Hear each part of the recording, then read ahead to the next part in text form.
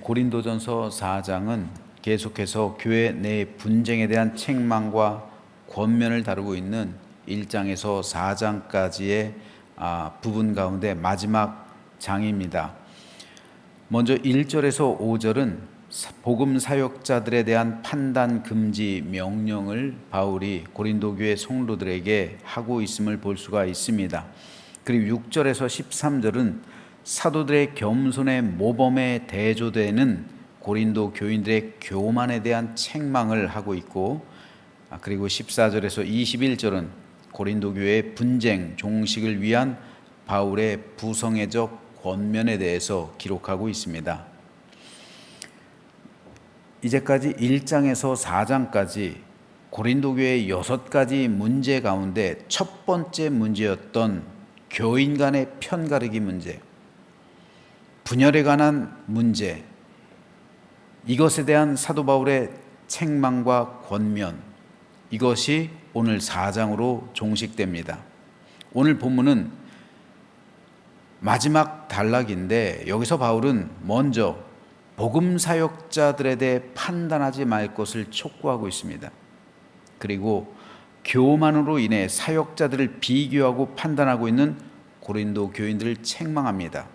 그 후 바울은 아버지 마음으로 고린도 성도들에게 해결책을 제시하고 있어요. 내가 복음으로써 너희를 낳았다. 그리스도 안에서 1만 스승이 있지만 아버지는 많지 않다. 다시 말해서 가르치는 사람은 많이 있지만 복음으로 너희를 낳은 그런 아버지의 마음을 가진 사람은 적다라는 거죠. 그래서 바울은 마지막 단락인 고린도전서 4장에서 첫 번째 고린도 교회의 문제였던 교인 간의 분쟁, 그리고 파당, 이것을 어떻게 해결할지에 대해서 해결책을 제시하고 있습니다. 그렇다면 바울이 제시하고 있는 해결책이 무엇일까요? 오늘은 이것을 좀 살펴보려고 합니다. 이 해결책을 이끌어가는 핵심 단어가 오늘 고린도전서 4장에 2번 등장하고 있어요. 첫 번째는 6절 말씀입니다. 형제들아, 내가 너희를 위하여 이 일에 나와 아볼로를 들어서 본을 보였으니 이는 너희로 하여금 기록된 말씀 밖으로 넘어가지 말라 한 것을 우리에게서 배워라. 우리에게서 배우라는 거예요. 그래서 서로 대적하여 교만한 마음을 갖지 말라. 이들은 분명 교만했죠. 그래서 서로를 대적하고 서로를 판단하고 비방하고 헐뜯고 그리고 대적하고 있었어요. 하지만 우리에게서 배우라는 거예요. 그를 위해 우리는, 즉 바울과 아볼로는 본을 보였다는 거예요. 이것이 6절 말씀이고요. 16절은요.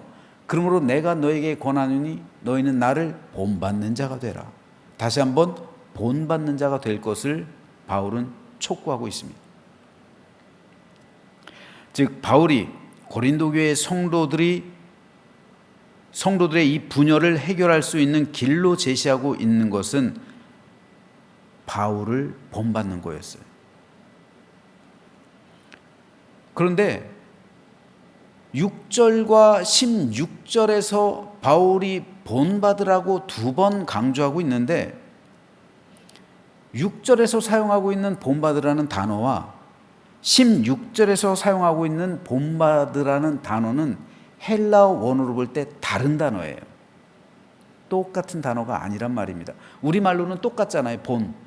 근데 헬라어를 보면 다른 단어예요. 먼저 6절을 보면요. 바울이 말하고 있는 6절에서 본을 보였다는 말은 헬라어 원어로 메타스케마티조란 단어예요. 이 말은 변형시키다, 변장하다, 적용하다 라는 뜻입니다. 이 단어가 쓰인 대표적인 용례가 고린도 후서에 등장하는데 거기에 보면 그리스도의 사도로 자처하는, 가장하는, 변장하는 거짓 선지자들, 자기를 변장해서 사도라고 말하고 있는 거짓 선지자, 여기서 변장하다 할 때 이 단어가 쓰였어요. 그리고 또 광명의 천사, 광명의 천사를 가장하는, 광명의 천사를 자기를 변장하고 변형시키고 있는 사탄에 대해서 말할 때도 이 메타스케마티죠, 이 말을 썼어요. 그리고 빌립보서 3장에서는 성도의 몸이 영광스러운 몸으로 바뀌는 변화, 이 변형을 가리킬 때도 이 단어를 썼어요. 그러니까 이 단어는 부정적인 말에도 쓰였고 긍정적인 말에도 쓰였어요. 사탄이 광명의 천사로 자기를 가장할 때 이 단어를 썼고요. 거짓 선지자가 사도로 자신을 변장할 때 이 단어를 썼어요. 반면에 성도의 몸이 영광스러운 몸으로 바뀌게 되고 변화될 것임을 사용할 때도 이 단어를 썼어요. 그런데 오늘 본문 6절의 경우는 이 가운데 마지막 적용하다 라는 의미로 사용된 겁니다. 그래서 새 번역 성경에서는 이 구절을 정확하게 이렇게 번역하고 있어요. 형제 자매 여러분, 나는 여러분을 위하여 이 모든 일에 나와 아볼로에게 적용하여 설명했습니다. 적용하여 설명했습니다. 이게 뭔 말일까요? 먼저 바울이 말하고 있는 이 모든 일이란 다른 사람을 판단하지 말라는 규범을 말하는 거예요. 그래서 바울이 고린도 교회 성도를 책망한 모든 것을 말하는 거예요. 그런데 이것을 바울과 아볼로는 먼저 자기 자신들에게 적용을 했다는 거예요. 우리도 서로를 판단하지 않는다라는 것을 먼저 적용했기 때문에 이것이 본이 된다는 거예요. 즉 바울과 아볼로는 서로를 판단하지 않았다는 말이에요.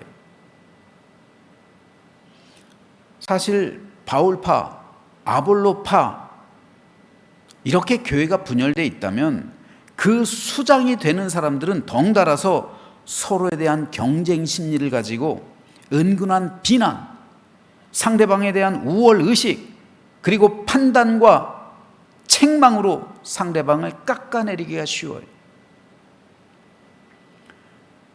그래야 교회의 권력을 차지하죠. 교회에서 으뜸이 되는 거예요. 상대방을 밟고 올라가야, 그래야 내가 머리가 되는 거잖아요. 그런데 교회 내에서 이런 일이 발생한다면 세상과 다를 게 뭐가 있을까요? 정치 권력보다 더 추하고 더러운 게 종교 권력이에요.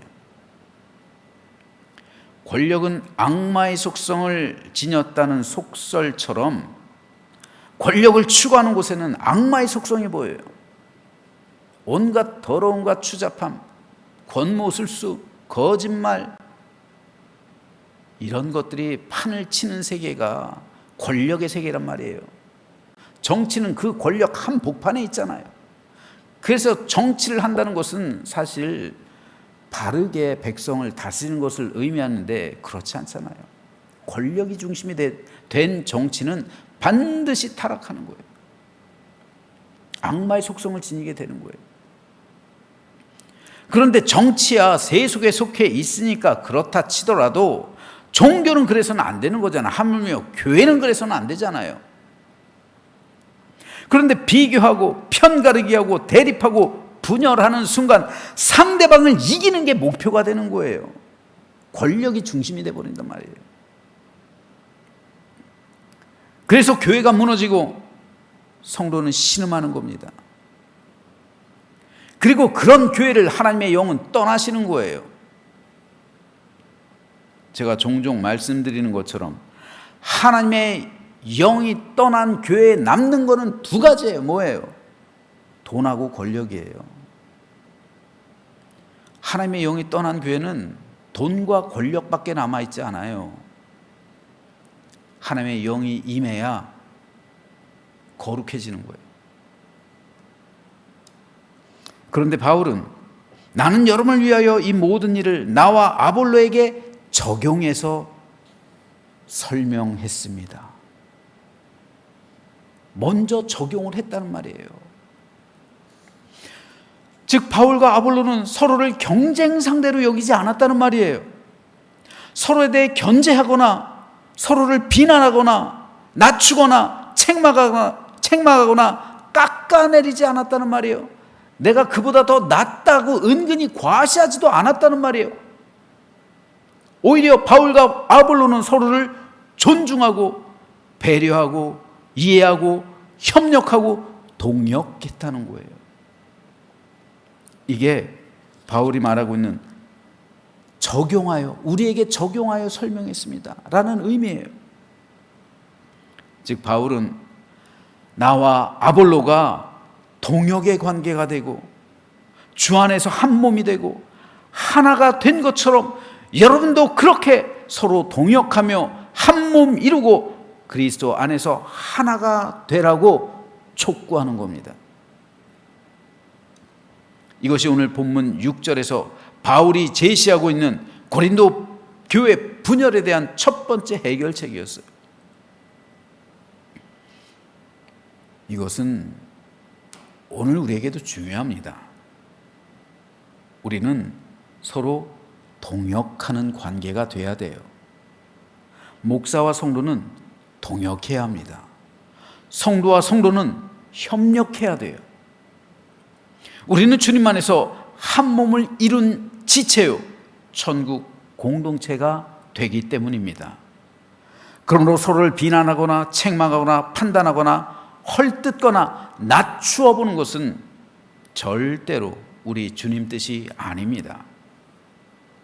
저는 저와 여러분 모두가 하나님 안에서 바울과 아볼로처럼 서로를 존중하고 서로를 귀히 여기며 사랑과 은혜로 주님의 한 몸을 이루고 기쁨과 축복이 넘쳐나는 교회를 이루어 가기를 주님의 이름으로 축복합니다.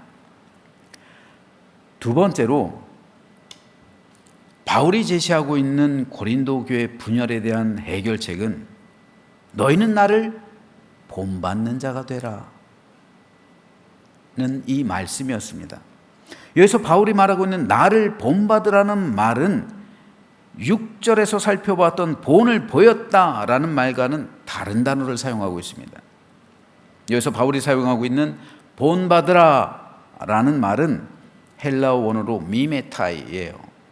이 말의 의미는 닮다라는 뜻이에요. 사람이 하나님의 형상을 가졌죠. 이 말은 하나님을 닮았다는 거예요. 그러나 타락한 사람에게는 이 닮음을 발견할 수가 없는 거예요. 구원이란 뭡니까? 하나님의 자녀가 되는 게 구원이에요. 성화란 뭡니까? 하나님을 닮아가는 거예요. 지금 바울이 말하고 있는 게 이거예요. 구원은 하나님의 자녀가 되는 건데 성화는 이제부터 구원받은 사람이 하나님을 닮아가는 거예요. 내가 지금 구원받았다고 해서 당장 하나님의 모든 모습을 다 닮습니까? 아니잖아요. 우리 아이가 막 태어났다고 해서 내 모습을 닮았다고 해서 내 인격을 그대로 다 닮아갑니까? 아니잖아요.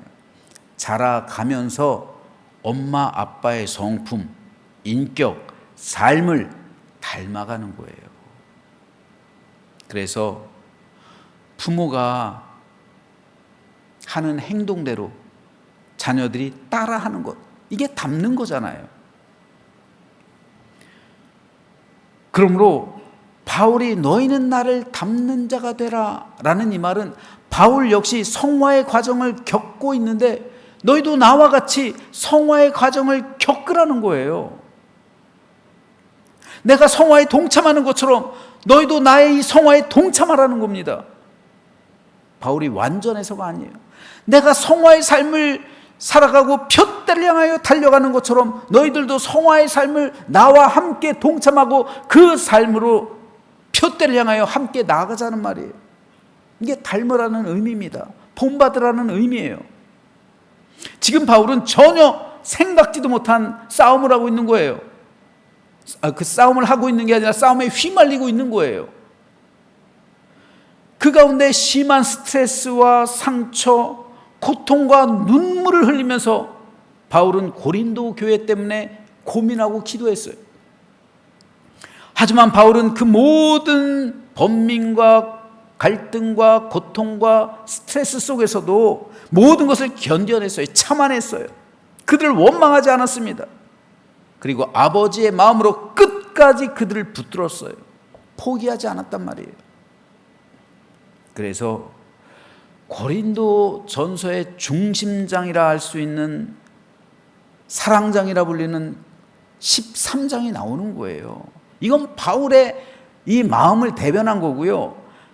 바울이 이미 실천하고 있었던 이 삶의 모습을 표현하고 있는 글입니다. 그래서 바울은 너희는 이처럼 나를 본받는 자가 되라 라고 권면할 수 있었던 거예요. 그 가운데 몇 구절만 읽어볼게요. 사랑은 오래 참고, 사랑은 온유하며, 시기하지 아니하며, 사랑은 자랑하지 아니하며, 교만하지 아니하며. 고린도 교회 성도들과 바울의 삶이 대조가 되잖아요. 고린도 교회 성도들은 시기하고 자랑하고 교만하잖아요. 하지만 바울은 오래 참고 온유하잖아요. 사랑은 무례히 행하지 아니하며, 자기 유익을 구하지 아니하며, 성내지 아니하며, 악한 것을 생각하지 아니하며, 불의를 기뻐하지 아니하며, 진리와 함께 기뻐하고, 모든 것을 참으며, 모든 것을 믿으며, 모든 것을 바라며, 모든 것을 견디느니라. 이게 바울의 마음이란 말이에요. 바울이 지금 이러한 삶을 실천하고 있다는 말이에요. 그러므로 너희는 내가 이 사랑을 실천하고 있는 것처럼 나를 본받는 자가 되라는 거예요. 부끄러운 고백이지만 목사가 사랑이 없는데 성도가 사랑이 있을까요? 엄마 아빠가 믿음이 없는데 자녀들이 믿음이 생기기 쉬울까요? 엄마 아빠가 헌신하지 않고 충성하지 않는데 자녀들이 헌신하고 충성할까요?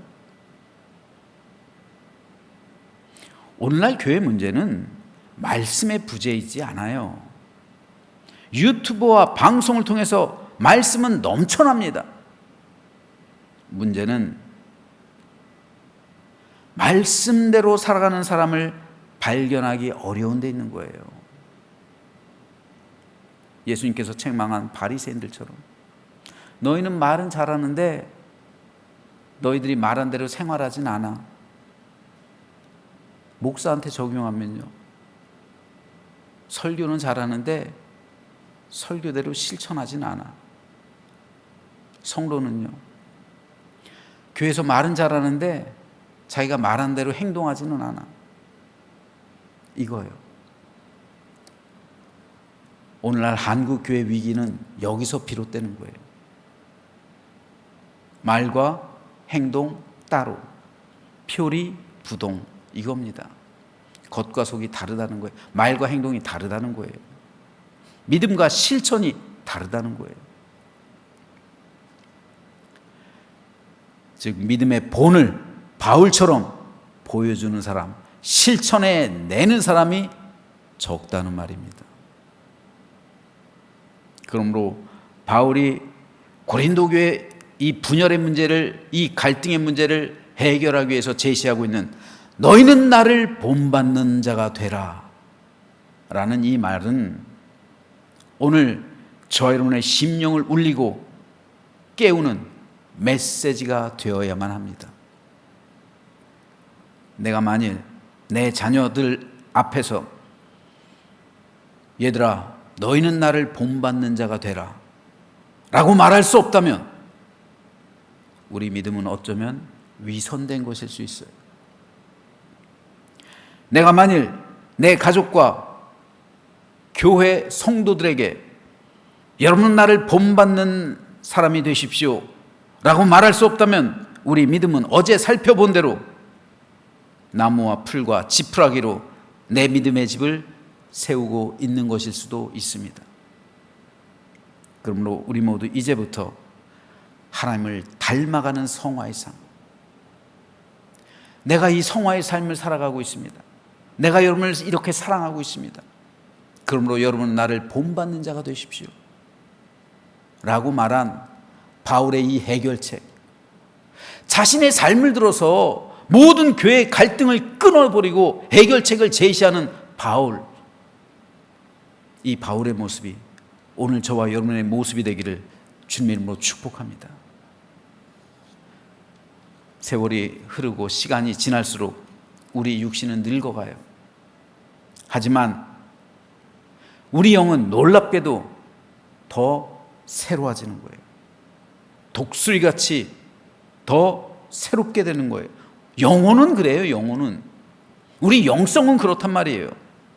그래서 결국 우리가 영화에 이르게 된다는 거예요. 아까 첫 번째 살펴보았던 본을 끼쳤다는 그 말처럼요, 나와 아볼로가 너에게 본을 보였다는 그 말처럼 우리가 변화된다고요. 영화롭게 된다고요. 성화의 삶을 넘어 영화에 이르는 거예요.